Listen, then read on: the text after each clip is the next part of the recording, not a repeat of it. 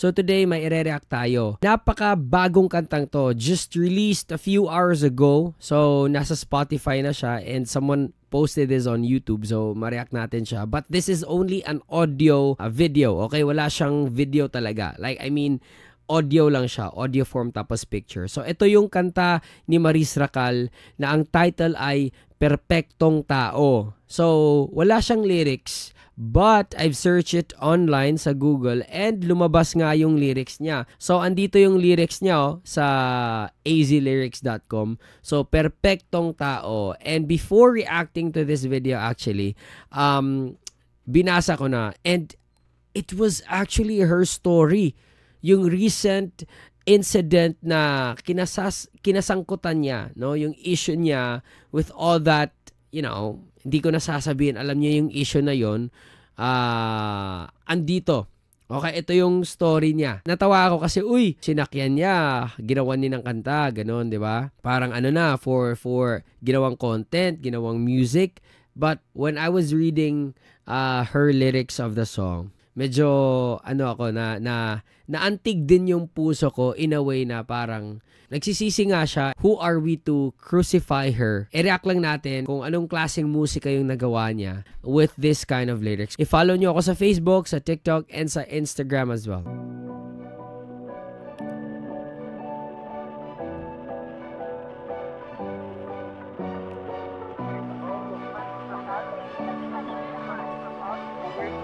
So yung music parang may doon, may kababalaghan, no, na vibe, no. Ramdam nyo ba? Yung parang thrilling. Well, yung issue niya, it was actually thrilling.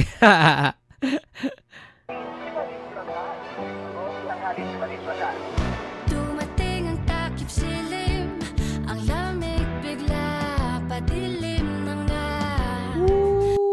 So, ano talaga to? Madaling araw yung setting, ganun.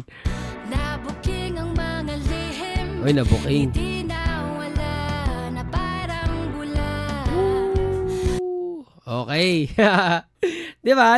Yung lyrics talaga, yung kung ano yung naramdaman niya at kung ano yung nangyari sa kanya nung pumutok yung issue na yon. O 'di ba? But the music, well, it was actually nice, no? Andun yung thrill, andun din yung magandang boses ni Maris. Nakalimutan ko tuloy na si Maris marunong palang kumanta, magaling palang kumanta.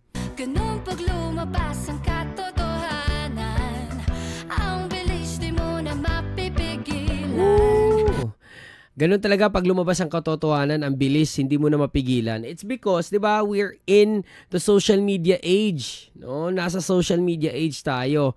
Madali lang kumalat kahit hindi nga katotohanan, 'di ba? Mas madali ngang na kumakalat, 'di ba?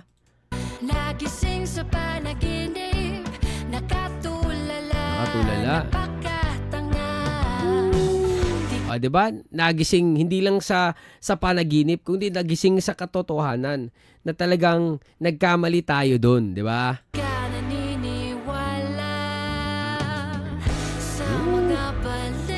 Ganda din ng arrangement, Kung ika'y nagdududa,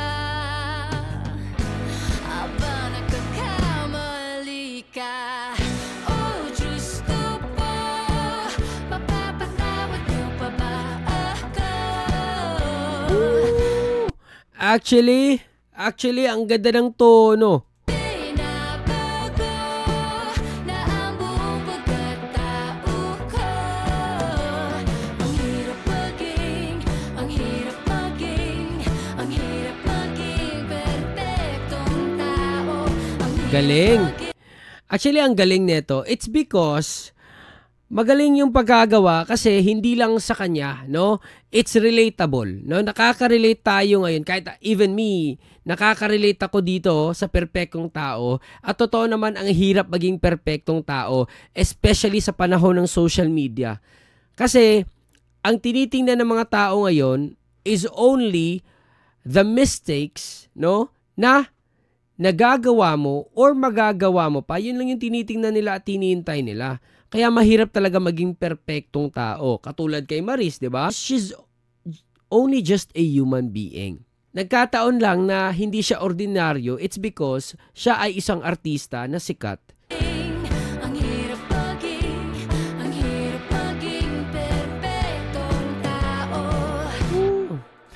Bakit may nararamdaman akong Paramore vibes. May kanta yung Paramore na ganito no? Hindi lang yung ganito yung perpekto. Ignorance na kanta. Alam nyo, idol ko yung Paramore since I was high school. Kaya hindi nyo masasabing hindi ko alam yung sinasabi ko. Okay? Pakinggan nyo yung ignorance ng Paramore. Ignorance is your new best friend. Ignorance is your new best friend. Parang may creepy na thrill yung vibe. Tas yung guitar line, man, you should listen to that, no? High school pa ako niyan. Kasi Paramore is one of the biggest influence sa akin pagda-drums, okay? So if hindi nyo alam, ako po isang singer pero drummer din po ako, okay? So anyway, pakinggan nyo yung kanta ng Paramore, Ignorance, and tell me if I'm wrong, okay? Tigil ng bait-baitan, yan ang paraang may nasasaktan. Eto ngayon ako'y napapaligiran ng mga bagay na aking tinakasan.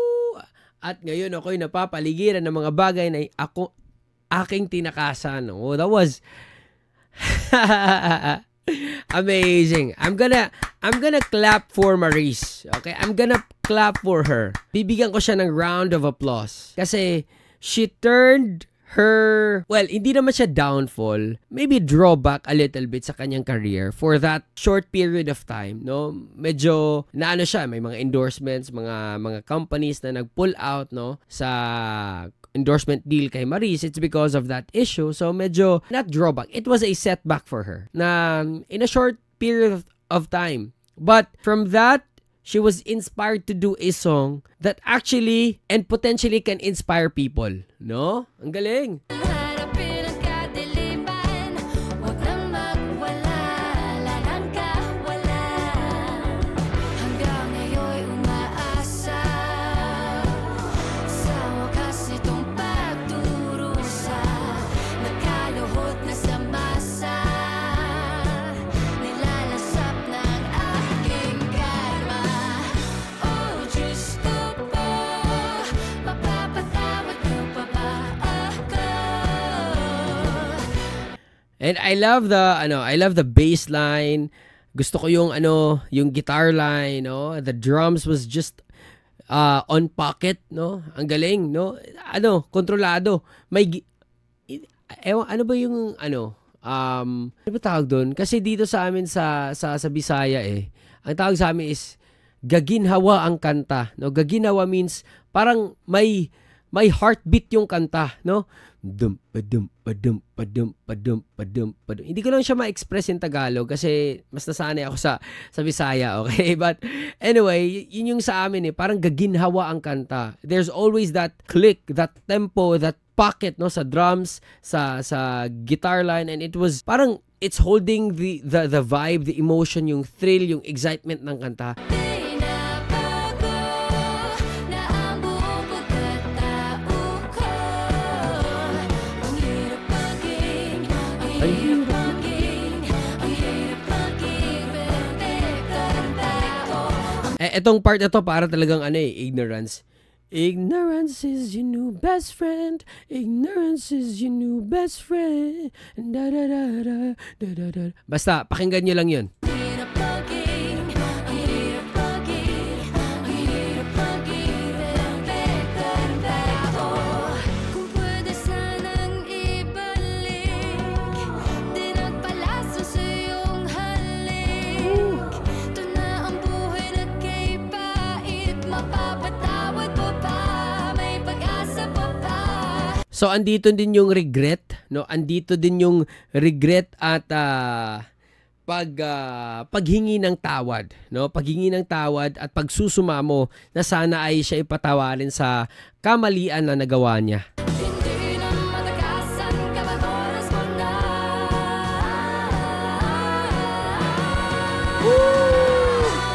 Yes, sir!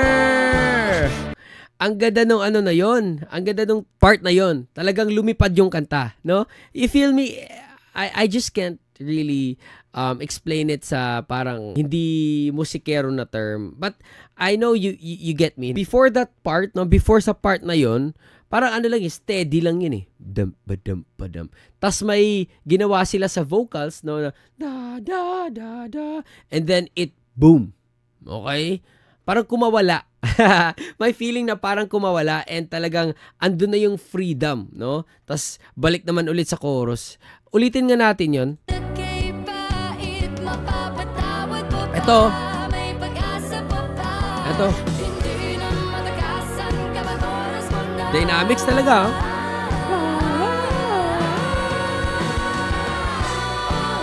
Ah, diba? Eh, Patawad, humihingi ako ng pinatawad. ang galing.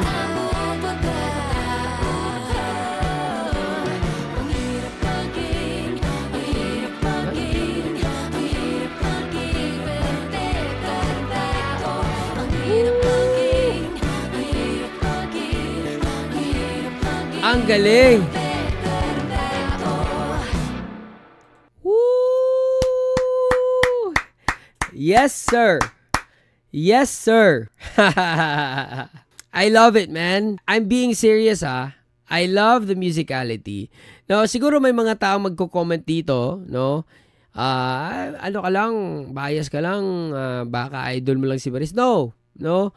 Isa nga ako doon sa mga taong nadala din sa issue na nakapagbitaw din ng komento, no, against kay Maris, against dun sa lalaki, no, but nung lumipas na ilang mga araw and I realized that parang mali yung ginawa ko, no, mali yung ginawa ko because considering na, you know, Maris is just only a human being and who am I to judge her, to criticize her. It's okay to criticize, no? Alam naman natin kahit ako may mga critic against me, may mga taong nangbabash against me. And I know it's your freedom. It's my freedom also to do it if I feel like it, no? But yun nga, parang may konting guilt din ako sa ginawa ko doon na isa din ako sa mga tao na nag-ano. So, anyway, it's all in the past, no? Tas after nun, mga ilang post ko, hindi na ako nag-post. Yung iba nga dinilit ko na, no? Kasi ayoko na din na parang ano. Anyway, so kudos to Maris. Congratulations. This was actually a wonderful song. It's wonderful because aside sa musicality, ang galing ng boses mo, no? Ang galing ng boses mo. Nakita ko talaga yung inspiration na nahugot mo sa kantang to, which in return nakaka-inspire din siya sa mga listeners kasi this is a very relevant topic now. Ang hirap maging perpektong tao. Definitely, I agree. Okay? Na talagang ang hirap maging perpektong tao. So, again, kudos to Maris and I wish her well and I wish her the best, no? Moving forward sa kanyang career, no? Ganun talaga sa buhay. We make mistakes, but we grow, we move on, okay, we learn and then we move on and then we flourish even more. Okay, so that's it and hope you guys enjoy that one. Don't forget to subscribe. Peace.